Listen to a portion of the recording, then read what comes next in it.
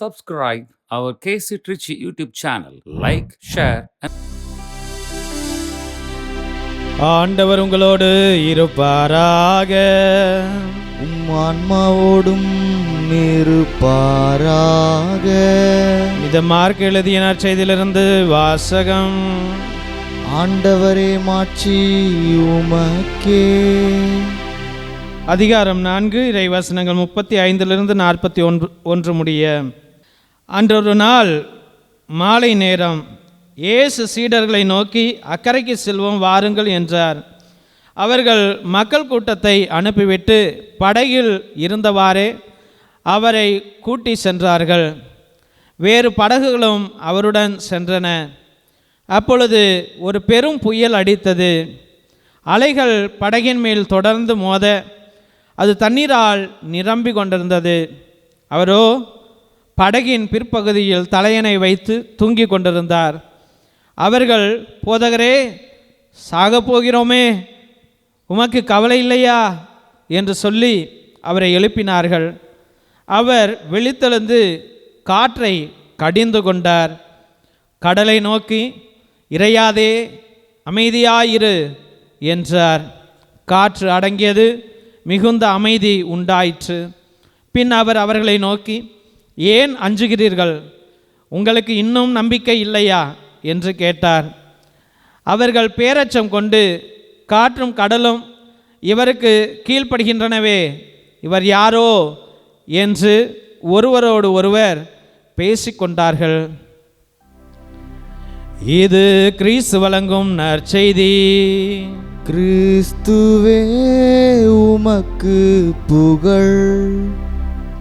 இயேசுவில் அன்பார்ந்த சகோதர சகோதரிகளே, இன்றைய முதல் வாசகத்திலே 2 சாமுவேல் 12வது அதிகாரம் 1-7, 10-17 முடிய நாம் காண்கையில் ஒரு அருமையான நிகழ்வு நடக்கிறது. ஆண்டவர் தீர்க்கதரிசி இறைவாக்கினர் நாத்தானுக்கு சொல்லுகின்றார், ஐயா போ, தாவீதுட்ட நான் என்ன சொல்கிறேனோ அதை செய் அப்படி என்று சொல்லுகின்றார். இந்த மகனானவர் இறைவாக்கினர் போறார். போன உடனே ஆண்டவருடைய வார்த்தை நாத்தானுக்குள்ளாய் வருகின்றது. அப்ப ஒரு கதையை சொல்லுகின்றார். ஒரு கிராமத்தில் இருவர் இருந்தனர். ஒருவன்ட்ட ஆடு, மாடு, கோழி, கழுதை, பன்னி, குதிரை எல்லாமே இருந்துச்சு. நிறைய சௌந்தரியனாக அவன் வாழ்ந்து கொண்டிருந்தான். இன்னொருவன் ஒரே ஒரு ஆட்டுக்குட்டியை தான் வைத்திருந்தான். அந்த ஆட்டுக்குட்டியை அவன் எதிர்காலம் என்று நினைத்தான், அவன் வாழ்க்கை என்று நினைத்தான், அவன் புள்ள என்று நினைத்தான், அவனுடைய சந்தோஷம் என்று நினைத்தான். அந்த ஆட்டுக்குட்டியை பார்க்கலன்னா அவனுக்கு தூக்கமே வராது. அப்பொழுது ஒரு சொந்தக்காரன் அந்த பணக்காரனுடைய வீட்டிற்கு செல்லுகையில் அவன் இவனுக்கு விருந்தளிக்க வேண்டும் அல்லவா என்று நினைத்து இந்த ஏழையினுடைய ஒரே ஒரு ஆட்டுக்குட்டியை அறுத்து அவனுக்கு விருந்து கொடுக்கின்றான். இது நியாயமா? இது நியாயமா? இப்படி செய்யலாமா என்று தாவீது அரசனிடம் நாத்தான் கேட்டபொழுது, கடவுளின் மேல் ஆணை, யார் அந்த அரக்கன் சொல்லும், நான் அவனை வெட்டி போடுகிறேன் என்று தாவீது மொழிக்கின்றான். அப்ப நாத்தான் சொல்லுகிறார், அந்த அயோக்கியன் நீதான் என்று, அந்த மூர்க்கன் நீதான் என்று, அந்த துரோகி நீர்தான் என்று நாத்தான் இறைவாக்கினர் சொல்லுகின்றார். நானா என்று கேட்கும் பொழுது, ஆம், உனக்கு 9 மனைவிமார்கள் இருக்கிறார்கள். அவர்களை விட்டுவிட்டு உரியாவினுடைய மனைவி பெத்ஷிபாவை நீர் ஏன் உன்னுடையவளாக மாற்றிக்கொண்டீர்? ஏன் உரியாவை நறுக்கி போட்டீர்? அவன் குடும்பத்தை ஏன் கெடுத்தீர்? ஆண்டவர் ஆணையிடுகின்றார், உன் மனைவியை நீ இழக்கச் செய்வாய், உன் மனைவிகள் அனைவரும் அடுத்தவனோடு படுத்து கிடப்பதை நீ கண்ணார காண்பாய் என்று ஆண்டவர் சொல்லுகின்றார். அப்போ பயங்கரமான தண்டனைக்குரிய வாழ்க்கையை வார்த்தையை நாத்தான் கூறுகின்றார். தெய்வ பிள்ளைகளே, தாவீது பயந்து போனான்.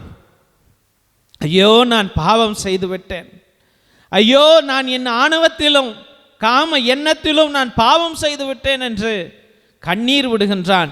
தெய்வ பிள்ளைகளே, அந்த கண்ணீர் அவனுக்கு ஜெபமாக மாறியது. ஓடி போய் ஆண்டவரை பற்றி கொள்ளுகிறான். அப்ப நாத்தான் சொல்லுகிறார், நீ உன் மகனையும் இழப்பாய், பிள்ளைகளையும் இழப்பாய், உன்னுடைய அரசாங்கத்தையும் இழப்பாய், உன்னுடைய அதிகாரத்தையும் இழப்பாய் என்று. அப்படிப்பட்ட ஒரு தெய்வ பக்தி உடைய தாவீதுக்கு அந்த நிலைமை என்றால், இன்றைய காலகட்டத்தில் எத்தனை பேர் தகாத உறவுகள் வைத்திருக்கிறோம், எத்தனை பேர் மற்றவர்களை அபகரிக்க வேண்டும், பயன்படுத்த வேண்டும் என்று பிள்ளைகளை நாம் திட்டம் வகித்து கொண்டிருக்கின்றோம். இன்று காம எண்ணங்களும் மோக எண்ணங்களும் அதிகமாகிவிட்டது. அதுதான் அவனுக்கு சூனியமாக மாறி போய்விட்டது. தன்னுடைய ராஜ்யத்தை இழக்க செய்கிறான். தெய்வ பிள்ளைகளே, தாவீது பதறி போனான். ஆனால் அந்த பாவத்தின் நிலையிலும் அவன் ஜெபத்தை பற்றி கொண்டான், ஆண்டவரை பற்றி கொண்டான், தியாகம் இருந்தான், தவம் இருந்தான், விரதம் இருந்தான், சாக்கு உடை அணிந்து கொண்டான். இன்று மனம் மாறாமல் இன்னும் நான் பாவத்திலேயே இருப்பேன், இன்னும் நான் அதிக பாவம் செய்வேன், இன்னும் நிறையா காசு அபகரிப்பேன், லஞ்சம் வாங்குவேன், இன்னும் ஊழல் செய்வேன், இன்னும் அநீதி செய்வேன், இன்னும் பொய் சொல்லுவேன், இன்னும் மற்றவங்களை ஏமாற்றுவேன் என்று எத்தனை பேர்கள் ஏமாத்து வாழ்க்கை வாழ்ந்து கொண்டிருக்கின்றோம். தெய்வ பிள்ளைகளே, அப்படி ஏமாத்து வாழ்க்கை அடுத்தவனுடைய குடியை கெடுத்து, அடுத்தவனுடைய குடும்பத்தை கெடுத்து, அடுத்தவனுடைய பாசத்தை கெடுத்து நாம் வாழ்ந்து கொண்டிருந்தால் நிச்சயம் தண்டனை உண்டு என்பதை இறைவாக்கின நாத்தான் வழியாக நமக்கு ஆண்டவராகிய கடவுள் இன்று சொல்லுகின்றார். தெய்வ பிள்ளைகளே, இன்று சொல்லுகின்றார், பாவத்தை விட்டு வெளியே வா. இன்று ஆண்டவர் கட்டளையிடுகின்றார், உன்னுடைய தகாத உறவிலிருந்து வெளியே வா, இல்லை என்றால் அறுத்து போடுவேன், அழித்து போடுவேன் என்று சொல்லுகின்றார். தெய்வ பிள்ளைகளே, அந்த அழிவை தான் நாம் நற்செய்தி வாசகத்தில் பார்க்கின்றோம். படகு நன்றாக போயிட்டு இருக்குது, இயேசுநாதரும் அங்கு இருக்கின்றார். ஆனால் பயங்கர புயலானது வருகின்றது, பயங்கர புயல் வருகின்றது.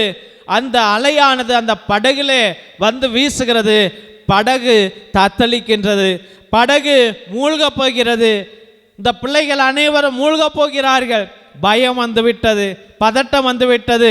ஐயோ, வாழ்க்கை முடிய போகிறதோ என்ற பயம். தெய்வ பிள்ளைகளே, அந்த இடத்தில் இயேசு இருந்தார், ஆனால் தூங்கி கொண்டிருந்தார். இன்னைக்கு உன் வாழ்க்கையில் எத்தனையோ அலைகள் வந்து மோதுகிறது, எத்தனையோ பிரச்சனைகள், எத்தனையோ துன்பங்கள், எத்தனையோ ஏமாற்றங்கள் உன் வாழ்க்கையில்.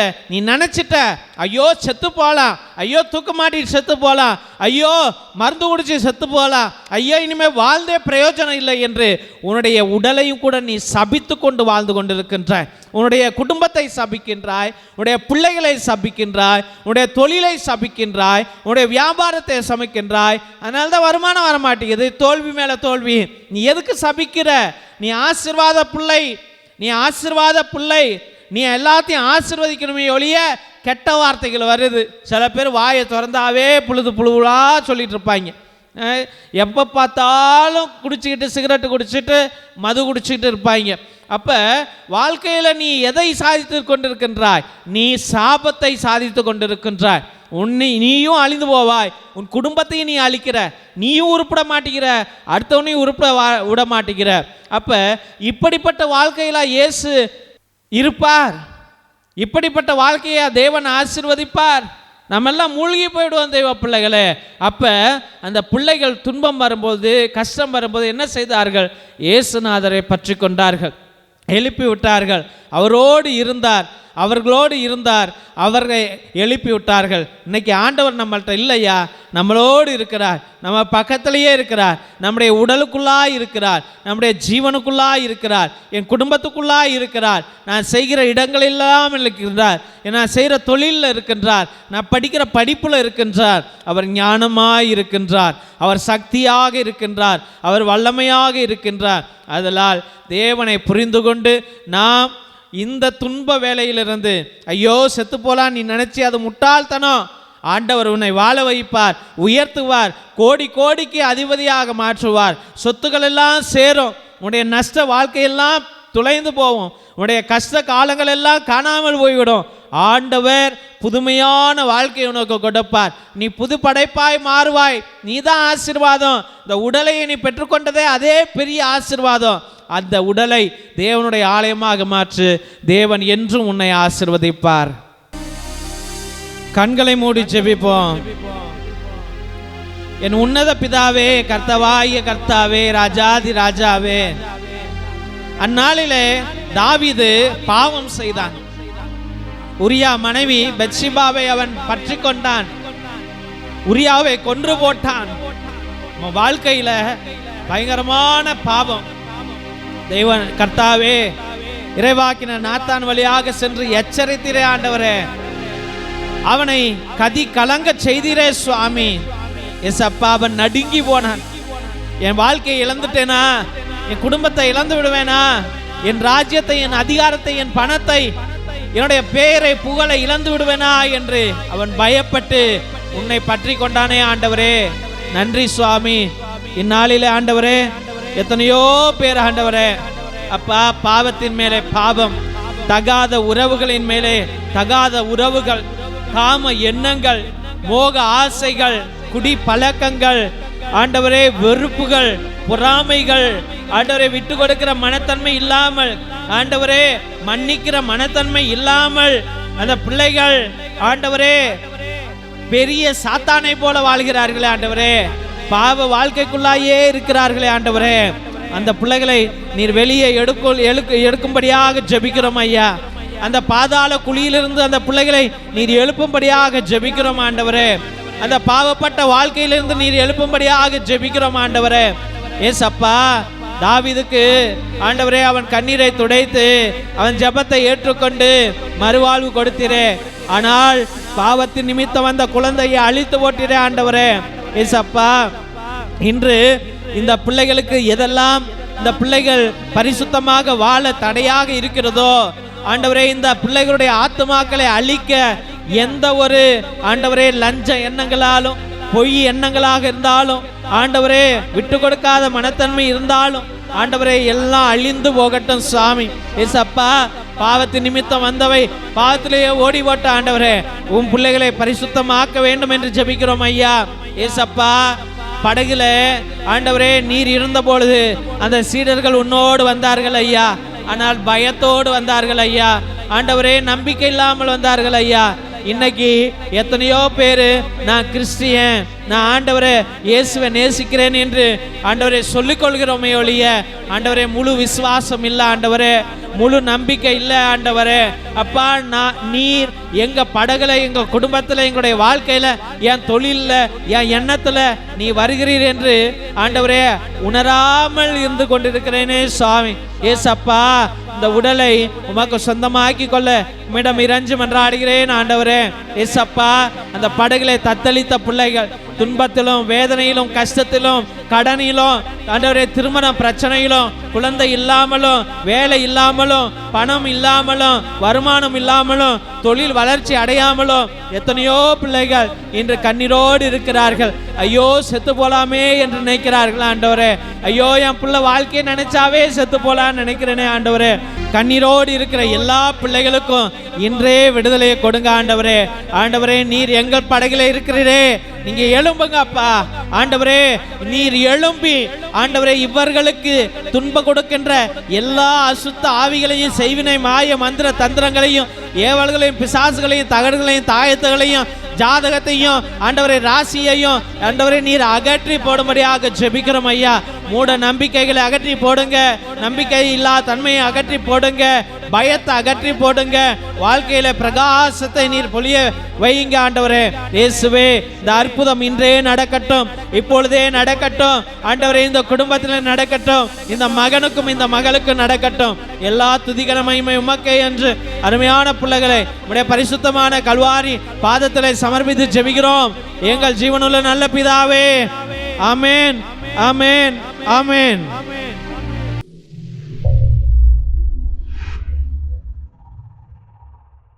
Subscribe our KC Trichy YouTube channel. Like, share, and comment.